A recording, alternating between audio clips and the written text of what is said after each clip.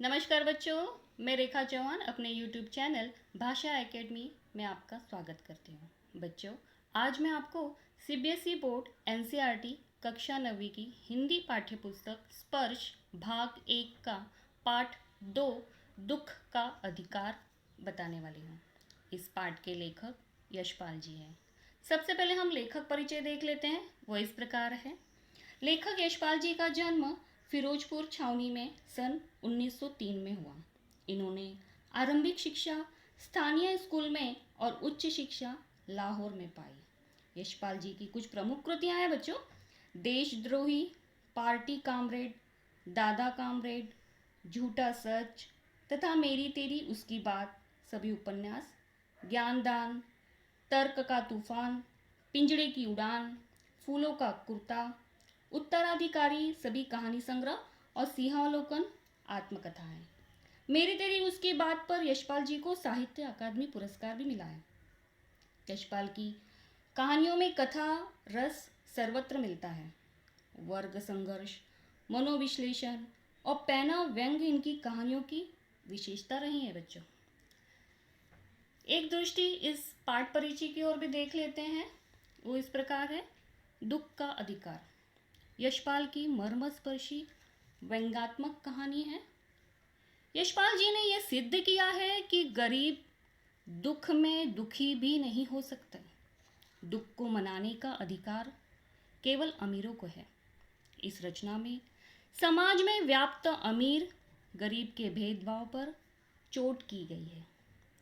बच्चों, इस पाठ से यशपाल जी कहते हैं कि किसी व्यक्ति की पोशाक से समाज में उसके स्तर और अधिकारों का पता चलता है।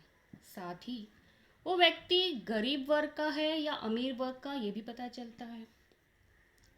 लेखक कहते हैं कि जीवन में ऐसी परिस्थितियां आती हैं जब हम चाहकर भी दुखी व्यक्ति के दुख और व्यथा के प्रति संवेदना व्यक्त नहीं कर सकते।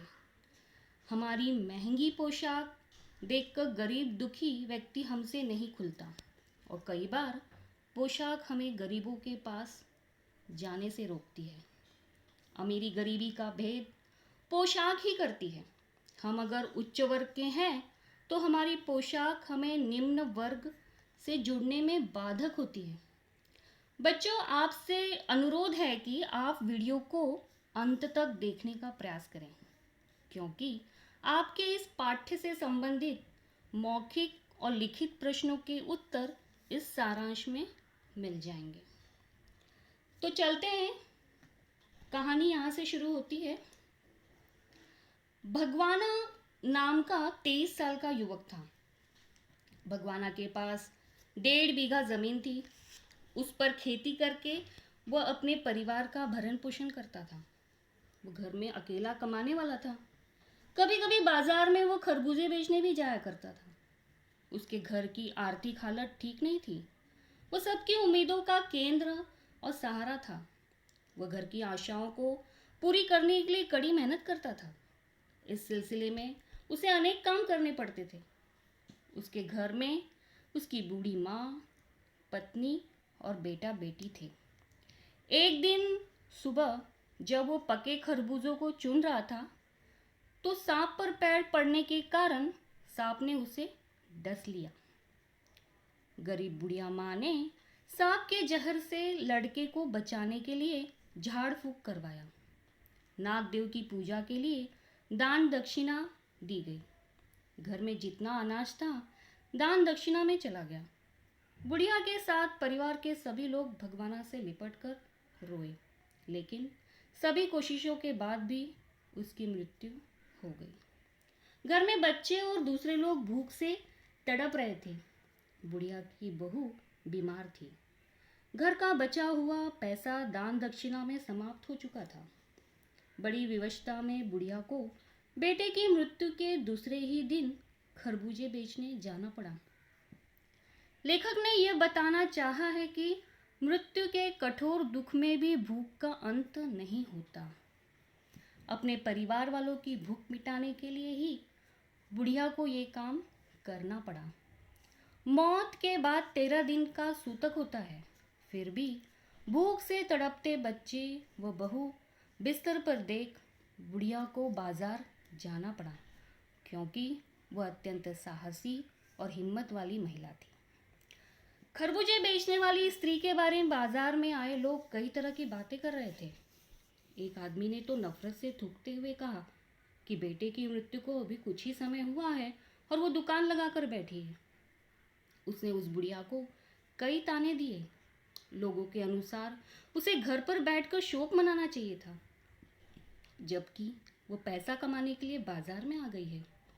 सभी तानों को सुनकर वो मजबूर औरत सिर झुकाए चुपचाप रो रही थी।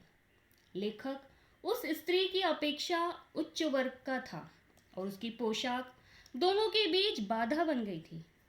वह उस स्त्री के दुख से दुखी था, लेकिन वह अपनी भावना प्रकट नहीं कर सका क्योंकि उसकी पोशाक अर्थात वेशभूषा आड़े आ गई थी। लेखक को अपने पड़ोस की सम्राट अमीर महिला की याद आ गई कि उसके भी जवान बेटे की मृत्यु हो गई थी। वो 2.5 महीने तक बिस्तर से नहीं उठ पाई थी। बार बार वो बेहोश हो जाती थी। शहर के लोग उसके शोक से दबित हो गए थे, जबकि गरीब बुढ़िया की मजबूरी को समझ नहीं पाने के कारण लोग उसे बुरा कह रहे थे। उस गरीब महिला को परिवार के लिए भोजन जुटाना था, इसलिए वो अपना दुख भुलाकर मेहनत कर रही थी। अमीर महिला को दुख मनाने का अधिकार था, जबकि गरीब बुढ़िया को दुखी होने का हक समाज ने नहीं दिया। लेखक जानता था कि अमीर लोग अपने दुखों का प्रदर्शन करते हैं, उन्हें काम नहीं करना पड़ता। वो कई दिनों तक दुखी रहने का दिखावा कर सकते हैं, जबकि बुढ़िया जैसे गरीब वर्ग के लोग अपने बड़े से बड़े दुख को भुलाकर मेहनत मजदूरी करते हैं। दुख अमीर या गरीब किसी को भी हो सकता है, लेकिन दुख मनाने का अधिकार केवल अमीर वर्ग को है। इसलिए यह शीर्षक दुख का अधिकार सटीक और उपयुक्त है। बच्चों, ये था कहानी का सारांश। जो आपके प्रश्नों के उत्तर सारे इस सारांश में आपको व्यवस्थित मिल जाएंगे। आप मेरा ये सारांश बार बार देखें, बार बार सुनें। बच्चों, इस पाठ्य से संबंधित कुछ शब्दार्थ दिए हुए हैं, उन्हें आप ज़रूर देख लें, जिससे पाठ को समझने में आसानी होगी। और इस पाठ्य संबंधित मुझसे कोई त्रुटि हुई हो तो मुझे क्षमा करें। बच्चों, उम्मीद है कि आप लोगों को मेरी ये वीडियो अच्छी लगी होगी, तो लाइक, शेयर, कमेंट और सब्सक्राइब करना ना भूलें। और हाँ, बेल आइकन ज़रूर प्रेस करें। धन्यवाद।